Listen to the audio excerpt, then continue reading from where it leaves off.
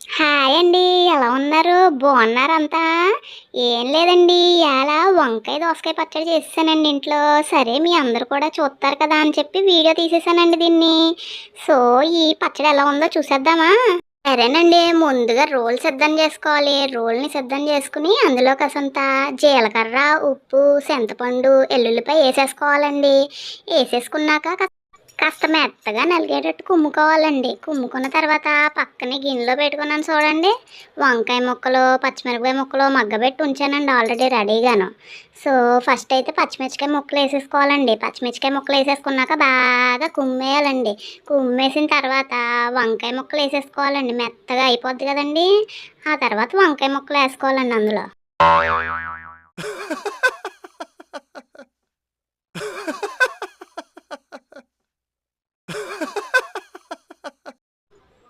మరి వంకాయ ముక్కలు వేసేసుకున్నాం కదండి, దాన్ని కుమ్మేసుకోవాలండి. మెత్తగా కుమ్మేసుకోవాలి.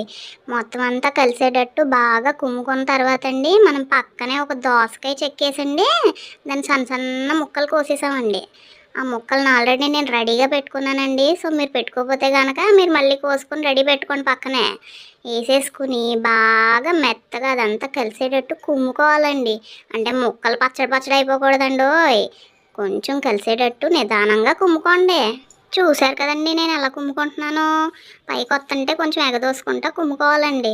ఒకవేళ మీరు అలా కుమ్ముకోలేకపోతే కనుక కొంచెం సగం తీసి సగం వేసుకుని కుమ్ముకోండి. మొత్తం రెడీ అయ్యాక అండి ఉంటుంది అసలు వేడి వేడి అన్నంలో నెయ్యి వేసుకుని తింటే ఉంటుంది మరి. అబ్బబ్బబ్బబ్బా! పచ్చడైతే సిద్ధమైపోయిందండి. మొత్తం ముక్కలన్నీ కలిసేటట్టు బాగా కుమ్మేసుకున్నాను. కుమ్మేసుకున్నాక దీన్ని ఇప్పుడు తాలింపు పెట్టుకోవడం ఒకటే ఆలస్యం అండి. కానీ నేను అంతసేపు ఆగలేనండి తాలింపు పెట్టి దీన్ని టేస్ట్ చూసే వరకును. అందుకే మా అమ్మని కాస్త అన్నం పట్టురమ్మా, ఈ రోల్లోనే కాస్త పచ్చడి వేసుకుని టేస్ట్ చూసేద్దాము అన్నాను. సర్లే మరి అయితే ఆగు వెళ్ళి తీసుకొస్తానని మా అమ్మ లోపలికి వెళ్ళి అన్నం తీసుకొచ్చిందండి. వేడి వేడి అన్నం తీసుకొచ్చి రోల్లో వేసేసానండి. రోల్లో వేసి అన్నాన్ని కలిపితే ఏంటంటే ఉందండి ఒక ముద్ద. అసలు భలే ఉందండి పచ్చడి. మీరు కూడా ఒకసారి ట్రై చేయండి ఇలాగా. ఎప్పుడు చికెన్లే కాదండి, మటన్లే కాదు, అప్పుడప్పుడు ఇలాంటి రోటి పచ్చళ్ళు కూడా ట్రై చేస్తూ ఉండాలి. ఏనండి ఇప్పుడు అన్నం అయితే టేస్ట్ చూసేసాం కదండి. పచ్చళ్ళు అన్నీ సరిపోయినాయి కాబట్టి ఇంక పచ్చడిని తాలింపు పెట్టేసుకోవడమేనండి.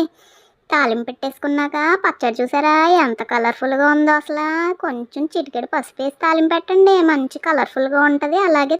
అలాగే నేను చేసిన వీడియో కనుక నచ్చితే ఒక లైక్ కొట్టండి. లైక్ కొట్టిన తర్వాత తప్పకుండా సబ్స్క్రైబ్ కూడా చేసుకోండి మరిన్ని వీడియోస్ కోసం.